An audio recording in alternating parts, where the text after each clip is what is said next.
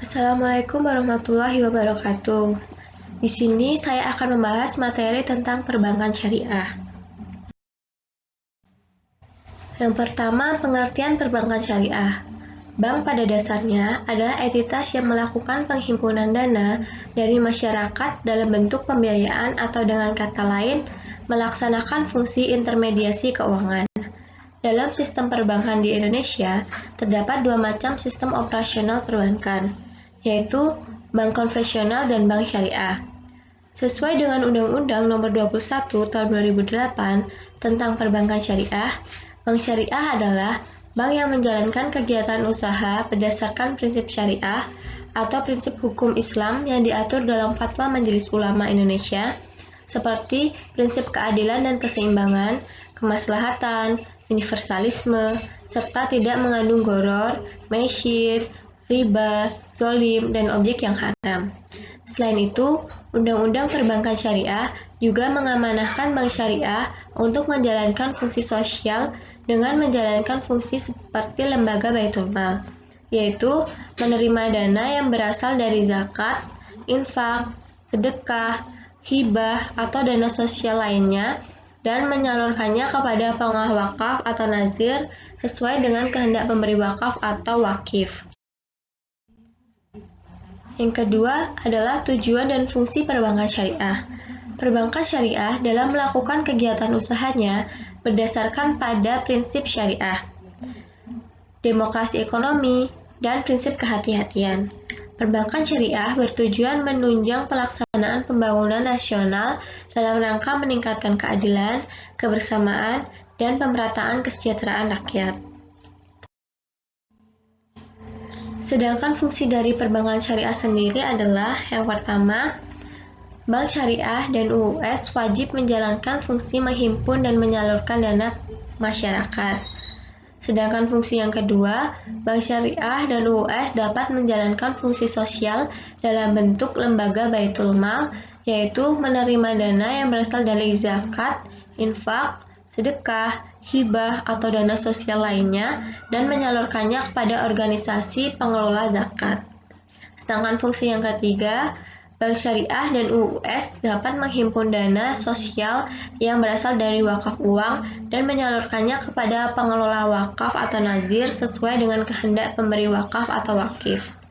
Sedangkan fungsi yang keempat adalah pelaksanaan fungsi sosial sebagaimana dimaksud pada ayat kedua dan ayat ketiga sesuai dengan ketentuan peraturan perundang-undangan. Yang ketiga adalah perbedaan mendasar bank konvensional dan bank syariah. Perbedaan yang pertama terletak pada fungsi dan kegiatan bank. Dalam menjalankan kegiatannya, bank konvensional berfungsi menyediakan jasa keuangan dan sebagaimana intermediasi. Sementara itu, untuk bank syariah sendiri, selain menjadi intermediasi, jenis bank yang satu ini juga memiliki fungsi sebagai manajer investasi, investor sosial, dan tentu saja penyedia layanan keuangan. Sumber likuiditas jangka pendek. Kedua jenis bank ini sama-sama memperoleh likuiditasnya dari dua sumber, yakni pasar uang dan bank sentral. Di Indonesia, yang dimaksud dengan bank sentral adalah Bank Indonesia. Hal yang membedakan antara likuiditas bank konvensional dan bank syariah terletak di pasar uang. Likuiditas bank konvensional dan pasar uang bebas didapatkan dari emiten mana saja. Sementara itu, bank syariah hanya mengambil sumber dari pasar uang yang menerapkan prinsip-prinsip syariah saja. Sedangkan perbedaan yang ketiga terdapat pada resiko usaha.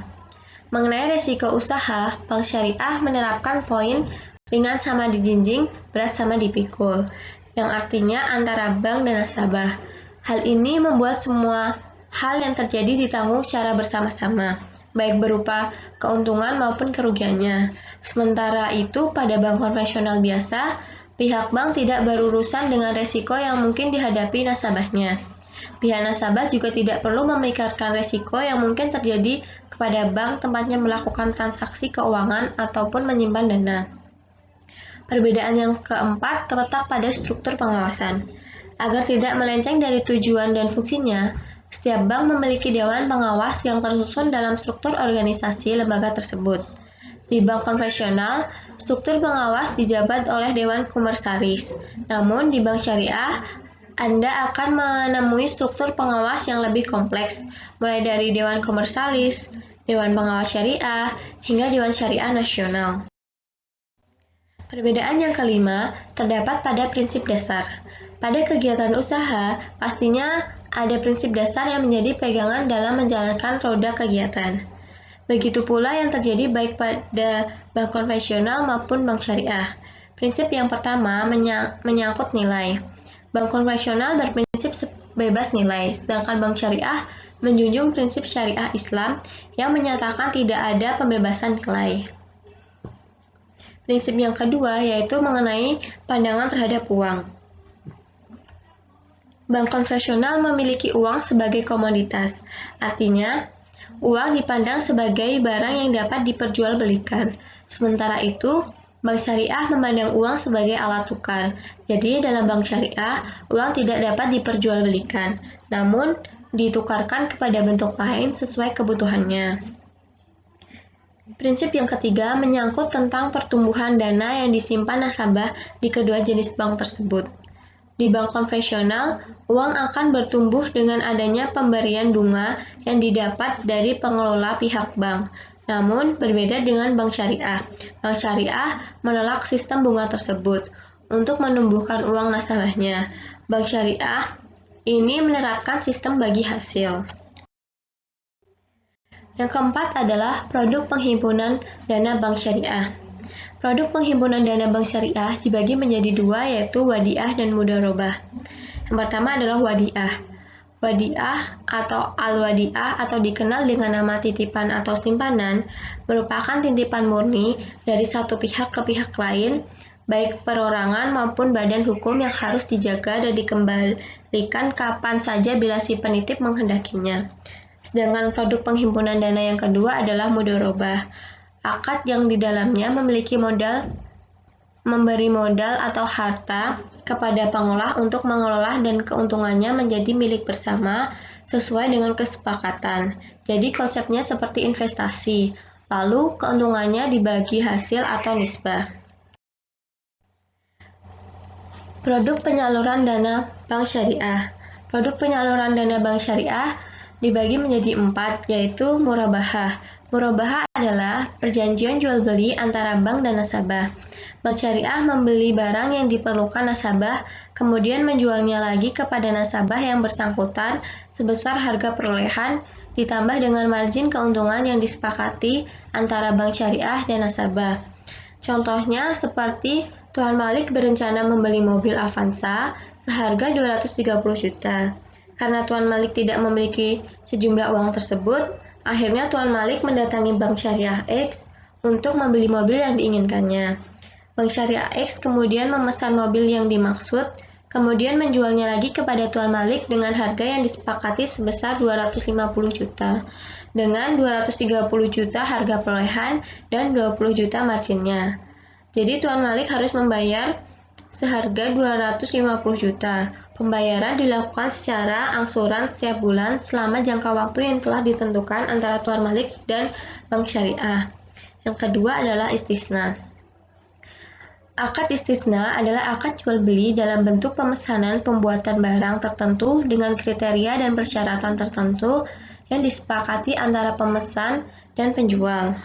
Maksudnya, konsumen yang membutuhkan rumah datang ke bank dan memesan sebuah rumah dengan spesifikasi tertentu. Konsumen dan bank lalu membuat kesepakatan serah terima rumah, harga jual, dan mekanisme pembayarannya. Oleh karena bank bukan merupakan perusahaan pengembang, maka bank memesan lagi ke pengembang agar dibuatkan rumah sama seperti rumah yang dipesan oleh konsumen. Inilah yang dimaksud dengan istisna paralel. Namun konsumen memesan rumah pada bank dan bank memesan lagi ke pengembang untuk dibuatkan rumah. Dengan akad tersebut, jual beli dapat dilaksanakan walaupun objeknya belum ada. Yang ketiga adalah ijarah. Ijarah adalah akad pemindahan hak guna suatu barang dengan pembayaran biaya sewa tanpa diikuti pemindahan kepemilikan atas barang tersebut. Singkat kata, ijarah berarti menyewa suatu tanpa maksud memilikinya. Contohnya, seseorang menjaminkan sepeda motornya ke bank untuk mendapatkan pinjaman. Hak guna sepeda motor tersebut berpindah ke bank, namun tidak atas kepemilikannya. Setelah nasabah melunaskan pinjamannya, maka hak guna sepeda motor tersebut kembali kepada nasabah. Dan yang keempat adalah prinsip investasi. Prinsip investasi dibagi menjadi dua, yaitu investasi dengan skema mudharabah dan investasi dengan skema musyarakah. Yang keenam adalah produk jasa layanan bank syariah. Yang pertama adalah wakalah. Wakalah dalam hukum Islam adalah pelimpahan kekuasaan oleh seseorang sebagai pihak pertama kepada orang lain sebagai pihak kedua dalam hal-hal yang diwakilkan. Wakalah dalam bahasa Arab berarti menolong, memelihara, mendelegasikan, atau menjadi wakil yang bertindak atas nama orang yang diwakilkannya. Secara istilah, wakalah berarti tolong-menolong antara pribadi dalam suatu persoalan ketika seseorang tidak mampu secara hukum atau mempunyai halangan untuk melakukannya. Yang kedua adalah kafalah. Kafalah adalah garansi bank. Garansi bank dapat diberikan dengan tujuan untuk menjamin suatu kewajiban pembayaran. Bank dapat mempersyaratkan nasabah untuk menempatkan sejumlah dana untuk fasilitas ini sebagai rahan. Bank dapat pula menerima dana tersebut dengan prinsip wadiah. Bank mendapatkan pengganti biaya atas jasa yang diberikan. Yang ketiga adalah sarf. Secara harawiah, sarf dapat diartikan sebagai penambahan, penukaran, penghindaran, atau transaksi jual-beli. Adapun secara istilah, sarf adalah perjanjian jual-beli suatu valuta dengan valuta lainnya. Adapun pendapat lain yang mengatakan sarf adalah transaksi jual-beli mata uang atau valuta asing, baik sejenis maupun tidak sejenis, seperti jual-beli rumah dengan rumah, dolar dengan dolar, atau rupiah dengan rupiah. Yang keempat adalah hiwalah. Hiwalah adalah transaksi mengalihkan utang piutang dalam praktek perbankan syariah. Fasilitas hiwalah lazimnya untuk melanjutkan supplier mendapatkan modal tunai agar dapat melanjutkan produksinya. Bank mendapatkan ganti biaya atas jasa pemindahan piutang. Yang ketujuh adalah keunggulan bank syariah. Keunggulan bank syariah yang pertama adalah bank syariah relatif lebih mudah merespon kebijaksanaan pemerintah. Yang kedua, terhindar dari praktek money laundering. Yang ketiga, bank syariah lebih mandiri dalam penentuan kebijakan bagi hasilnya. Yang keempat, tidak mudah dipengaruhi gejolak moneter. Yang kelima, mekanisme bank syariah didasarkan pada prinsip efisiensi, keadilan, dan kebersamaan. Yang kedelapan adalah kelemahan bank syariah. Kelemahan bank syariah yang pertama adalah jaringan kantor bank syariah belum luas. Yang kedua, SDM bank syariah masih sedikit. Yang ketiga, pemahaman masyarakat tentang bank syariah masih kurang. Yang keempat, kekeliruan penilaian proyek berakibat lebih besar daripada bank konvensional. Mungkin hanya itu saja yang dapat saya sampaikan. Kurang lebihnya mohon dimaafkan. Wassalamualaikum warahmatullahi wabarakatuh.